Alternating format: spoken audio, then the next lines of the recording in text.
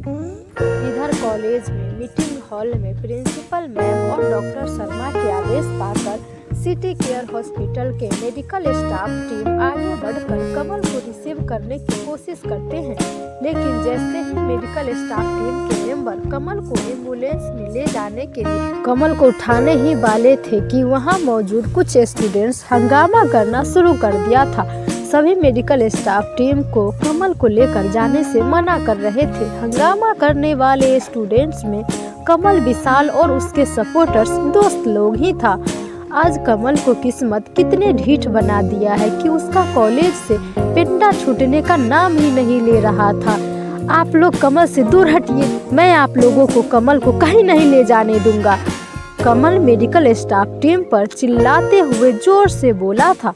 ये आप क्या बोल रहे हैं? अगर इन्हें हम हॉस्पिटल लेकर नहीं जाएंगे तो ये ठीक कैसे हो पाएंगे? मेडिकल टीम में से एक स्टाफ गोविंद के बातों का जवाब देते हुए बोले थे। मुझे नहीं पता कि मैं अभी क्या कर रहा हूँ और क्यों कर रहा हूँ, पर मैं बोल देता हूँ कि जिसकी वजह से कमल के लिए जो हालत हुई है उसे उसके किए की सजा दिलाए बगैर हम आपको कमल को हाथ भी नहीं लगाने दूंगा। मेडिकल स्टाफ को देखकर बोलते हुए गोविंद के चेहरे का एक्सप्रेशन बिल्कुल भी नहीं बदले थे। गोविंद, क्या तुम्हारे दिमाग में कुछ कमी आई है क्या? इस तरह से तुम्हें बात करने का क्या मतलब है तुम्हारा? शीला की सनसनाती हुई आवाज पूरे मीटिंग हॉल में गूंज गई थी। बदतमीज बेवकूफ लड़की, कमी मेरे दिमाग में नहीं बल्कि तेरे दिमाग में आई है। तुम लोगों ने कमल को पीट पीट कर अधमरा कर दिए हो और कैंची जैसी जुबान भी चलाने लगी हो। हद हो गई। गोविंद शीला के तरफ देखकर गुस्से में आग बगुला होकर चिल्लाते हुए बोला था। तेरी हिम्मत कैसे हुई मेरी दीदी को बदतमीज कहने की? जब प्रिंसिपल मैम ने ऑर्डर दे दी है तो तुम क्यों चौधरी बना फिर रहा है? तुम होते कौन हो उनके फैसले को चुनौती देने वाले? मुंह बनाते हुए मैं कमल को हाथ नहीं लगाने दूंगा। रूपा गोविंद को गुस्से में चिढ़ाते हुए जोर से बोली थी।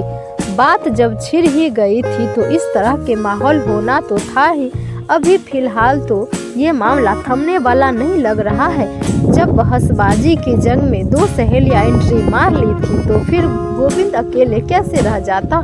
तो आ गया उसके सहयोगी विशाल उसका हाथ बटाने। तत्पर वो अभी अपनी मुंह खोला नहीं था। बस वो गोविंद, शीला और रूपा के बीच हो रहे बहसों को देख और सुन रहा था। मेरी हिम्मत बहुत है जिसका तुम अंदाजा नहीं लगा सकती हो, नासमझ लड़की। गुस्से में चिल्लाते हुए गोविंद इस बार रूपा को डायरेक्ट टारगेट किया था। गोविंद गुस्से में ये बात बोल तो दिया था, पर उसे इस बात का कोई अंदाजा भी नहीं था कि वो यह बात बोलकर अपने लिए ही नहीं बल्कि कमल के लिए भी प्रॉब्लम क्रिएट कर सकता था। अब इस समय में चांदनी की भी एंट्री हो ही गई थी। वो गोविंद के बोले हुए बात को पकड़ लेती है और उसके इस बात पर सीरियस हो जाती है। उसको इसी अंदाज में लपेट देती है। मतलब तुम भी उसी कैटेगरी में हो जिस कैटेगरी में ये तुम्हारा दोस्त कमल है। हाँ, सही भी है। तुमसे यही उम्मीद भी की जा सकती है। चांदनी गोविंद को देखकर सख्त लहजे में अपनी ये बात बोली थी। मतलब क्या है तुम्हारा? तुम कहना क्या चाहती हो? गोविंद चांदनी से उसके मकसद पूछता है। हालांकि उसे फील हो गया था कि इससे पहले जो बात उसने बोला था वो सही नहीं है, उसने गलत बोल दिया था।